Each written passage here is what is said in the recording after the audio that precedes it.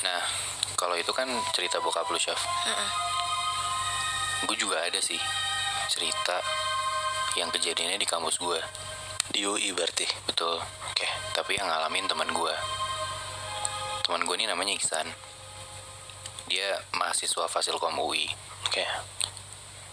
Waktu itu kejadiannya sekitar jam 8-an lah malam.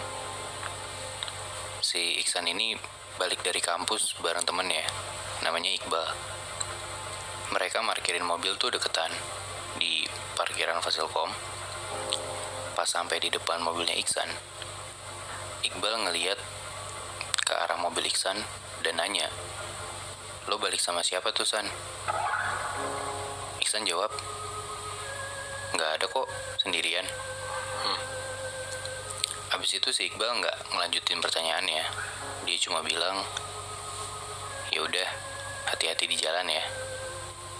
Tapi Syaf, yang sebenarnya terjadi, Iqbal nanya kayak gitu gara-gara dia ngeliat di dalam mobilnya Iksan ada cewek. Anjir. Tapi Iqbal nggak mau ngelanjutin karena dia khawatir sama Iksan.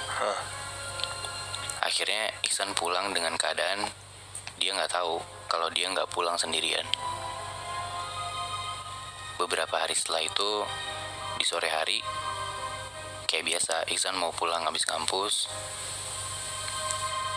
Terus dia ke arah parkiran, dan kalau mau pulang dari gedung Fasilkom tuh, untuk mahasiswa yang bawa mobil, rutenya dari parkiran mobil, mereka mau keluar gerbang, mereka tuh selalu ngelewatin lobi fakultasnya. Dimana si lobi ini tempat orang-orang buat nungguin buat dijemput. Jadi saat Iksan pulang dan udah naik mobil, dia ngelewatin lobi dan dia ngelihat orang-orang yang nungguin buat dijemput itu. Begitu juga sebaliknya. Pulanglah Iksan sendiri, naik mobil dan dia sampai di rumah. Tapi besokannya, begitu Iksan sampai di kampus, ada satu teman Iksan bilang ke dia, "Lo kemarin balik sama siapa, San?" Si temennya Iksan ini bilang kayak gitu karena sekilas dia lihat dari lobi, di mobilnya Iksan tuh ada cewek. Oke. Iksan bingung dong, karena kan dia balik sendiri. Akhirnya di hari itu juga, waktu di perjalanan pulang, Iksan kepikiran kata-kata temannya tadi, karena ini udah kedua kalinya dia ditanya kayak gitu loh. Iya.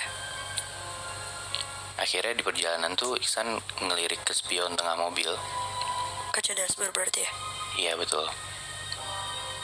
Dia ngeliat di belakang tuh ada siapa. Dia lihat sekali nggak ada, dua kali nggak ada, tiga kali, dan sepanjang perjalanan ya dia nggak ngelihat ada siapa-siapa di kursi belakangnya dia. Tapi besokannya ada temen Iksan lagi yang bilang ke Iksan, "San, lo balik sama siapa?" Padahal kemarin kan Iksan udah mastiin kalau di kursi belakang tuh nggak ada siapa-siapa. Iya. Di situ Iksan takut. Dia parno banget. Dan apesnya, di hari ketiga itu yang dia dikasih tahu sama temennya itu, dia pulang malam. Oke. Gara-gara dia habis kerja kelompok sama temennya. Sesampainya Iksan di parkiran yang ya udah sepi dong karena udah malam. Iya. Dia parno banget di situ. Karena ya gimana nggak parno, lu bayangin aja udah 3 orang yang nanyain dia balik sama siapa. Padahal selama itu ya dia balik sendiri ke rumah. Iya. Tapi di situ Iksan tahu ada yang nggak beres di mobil dia. Makanya dengan keparnoannya dia itu, dia naruh barang-barang, tasnya dia taruh laptopnya dia tuh di kursi belakang dia. Bahkan dia punya stick golf di bagasi, itu dia taruh di kursi belakangnya dia. Biar ya si orang yang nebengin dia ini tuh nggak bisa duduk di situ. Biar nggak ada space gitu ya berarti. Iya. Akhirnya dengan udah dia taruh semua barang di kursi belakang, dia nyetir ke rumah. Di sepanjang jalan dia kepikiran, dia takut. Bahkan spion tengahnya yang kemarin dia pakai buat ngeliat ke belakang, dia turunin ke bawah. Karena dia udah gak mau ngeliat apa-apa lagi di belakang. Ya. Dan di tengah jalan dia keinget, orang pertama yang nanya dia balik sama siapa, itu Iqbal, teman dekatnya dia yang dia pulang bareng. Akhirnya dia telepon Iqbal.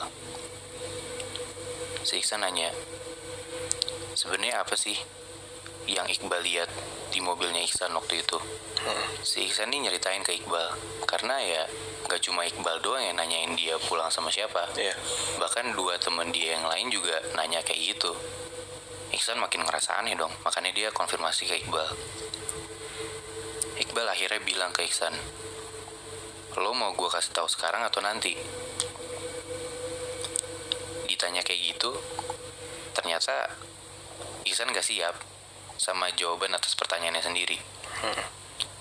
Akhirnya dia bilang ke Iqbal, ya udah, tunggu gue sampai rumah dulu, nanti lo gue telepon lagi. Akhirnya Iksan sampai rumah, dia parkirin mobilnya, dan dia telepon Iqbal lagi. Akhirnya Iqbal ngasih tahu, sebenarnya Iqbal ngeliat kalau ada cewek di dalam mobilnya Iksan. Di situ untuk pertama kalinya Iksan tahu apa yang Iqbal dan teman-temannya Iksan lihat. Tapi habis itu Iksan bilang ke Iqbal, dia nggak ngelihat apa-apa di kursi belakangnya dia. Bahkan dia udah ngecek juga dari spion tengah, dan ya dengan keparnoannya dia udah ngamanin si kursi belakang itu dengan barang-barangnya dia tadi. Iqbal diam sebentar, terus bilang, oh enggak San, ceweknya ada di kursi depan. Di situ Iksan ngerasa semua usaha yang dia lakuin sebelumnya, dia ngecek spion, dia menuhin barang di kursi belakang, itu sia-sia semua. Karena yang selama ini dia pikir si cewek ini ada di kursi belakang, ya ternyata ada di samping dia. Akhirnya Iksan matiin telepon. Dia panik banget, dia ketakutan. Sama sekali dia nggak berani ngelihat ke sebelahnya. Di situ Iksan cuma bisa merem. Abis itu dia ngomong gini, boleh nggak jangan ganggu lagi, numpangnya di mobil orang lain aja ya. Dari situ ada silent moment yang cukup panjang. Iksan nyoba nenangin diri, diatur napas buat beberapa saat, dan setelah tenang, Iksan ngebuka matanya. Dan yang benar aja, begitu nengok ke kiri, ada cewek diem ngadep ke arah Iksan, cuman sejengkal dari kepala dia, tapi mukanya rata. Anjir. Di situ akhirnya Iksan pingsan di dalam mobil, dan dia baru sadar paginya setelah nyokapnya keluar rumah dan nyamperin Iksan ke mobil buat ngebangunin si Iksan itu. Anjir. Berarti selama ini dia udah 3 hari pulang bolak-balik kampus rumah. Dia nggak sadar tuh berarti ada cewek di sampingnya. Betul, Berarti itu dekat banget dong sama muka dia. Karena kan tadi lu bilang sejengkal. banget, deket banget, persis depan mukanya Iksan.